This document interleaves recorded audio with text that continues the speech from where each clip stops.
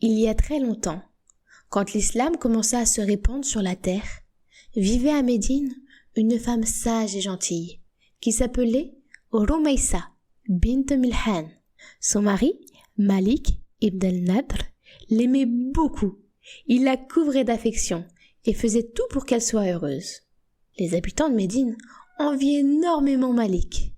Ils disaient qu'il avait beaucoup de chance d'avoir une femme aussi intelligente, douce et aimante que Rumaysa. Un jour très spécial arriva. Un jeune homme du nom de Mus'ab ibn Umair vint à Médine. Il avait été envoyé par le prophète Mohammed sallallahu alayhi wa sallam pour propager l'islam, afin que les gens cessent d'adorer leur statue et se mettent à adorer le véritable Dieu, Allah. Quand Rumaysa entendit son message, son cœur s'ouvrit immédiatement. Elle comprit tout de suite que c'était la vérité. Alors, elle devint musulmane. Elle fut donc parmi les toutes premières personnes à Médine à croire en Allah et en son messager, sallallahu alayhi wa sallam. Rumaysa était tellement heureuse d'avoir trouvé la vraie foi qu'elle voulut la partager avec son mari. Elle lui dit combien la religion d'Allah est belle, pure et apaisante. Mais Malik, lui, ne voulait pas croire. Son cœur restait fermé. Il refusa catégoriquement de délaisser ses statues. Il demanda même à Rumaysa d'abandonner l'islam et de revenir à leur religion de leurs ancêtres, où l'on adorait des statues et des morceaux de bois. Rumaysa refusa avec courage. Elle lui dit « Jamais je ne retournerai à l'impiété, après avoir goûté à la foi, comme je voudrais pas être jetée dans le feu. » Son mari se mit en colère, mais Rumaysa resta calme. Elle avait beaucoup de sagesse et savait bien parler.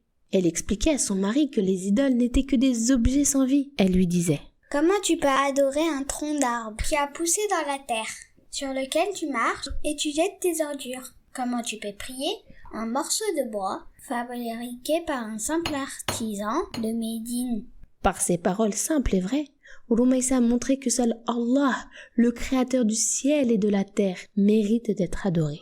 Après de nombreuses discussions avec son épouse, Malik ibn al-Nadr ne supporta plus les paroles pleines de vérité de Rumaysa bint Milhan. Il décida alors de quitter Médine pour partir vers les pays du Cham. Là-bas, loin de sa famille et de la lumière de l'islam, il finit par mourir, sans jamais y avoir cru.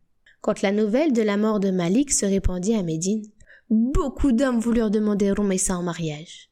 Elle était connue pour sa foi, sa sagesse et sa bonté.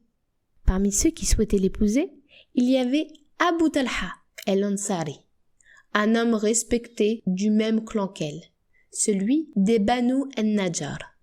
Un jour, Abu Talha se rendit chez Rumaysa.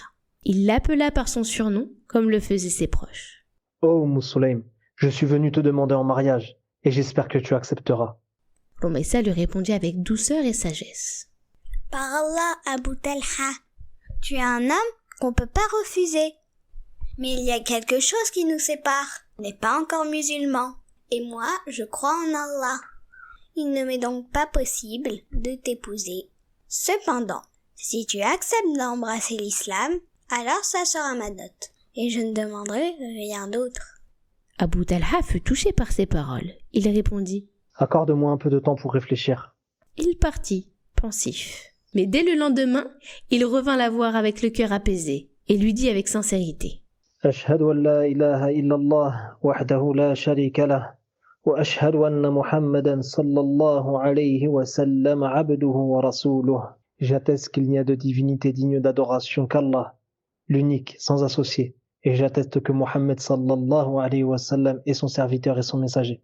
Rumaysa sourit et répondit avec joie « Maintenant que tu as embrassé l'islam, je t'accepte comme époux. » Les habitants de Médine furent émerveillés en apprenant la nouvelle. Ils disaient « Nous n'avons jamais entendu parler d'une dot aussi noble et précieuse que celle de Rumaysa, la foi en Allah. » Rumaysa et Abu Talha formèrent un couple uni et croyant. Ils eurent un fils qu'ils aimaient de tout leur cœur.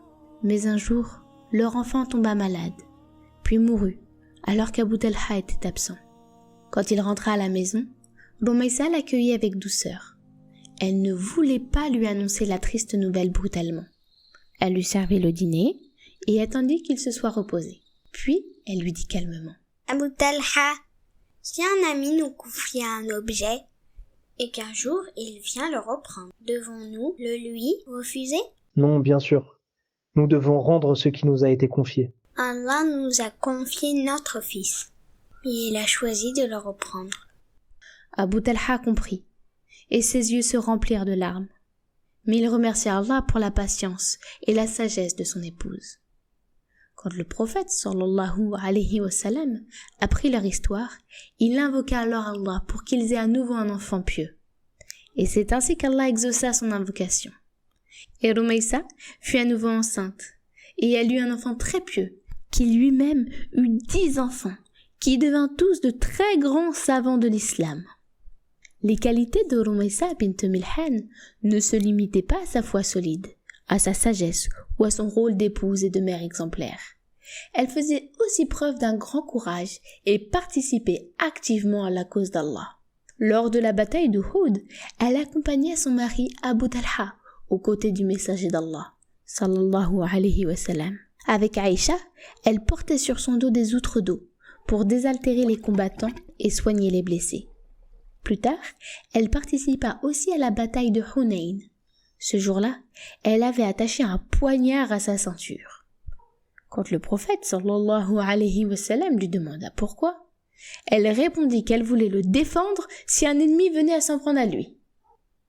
Un jour, le prophète Mohammed sallallahu alayhi wa sallam raconta à ses compagnons. Lorsque je suis rentré au paradis, j'ai entendu le bruit de pas devant moi.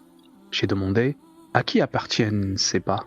On m'a répondu, c'est Rumaysa bint Milhan, la mère d'Anas ibn Malik. Oh Allah, accorde à ma Rumaysa une aussi belle guidée que celle de son homonyme, et qu'elle puisse, tout comme Rumaysa bint Milhan, parcourir ton immense paradis.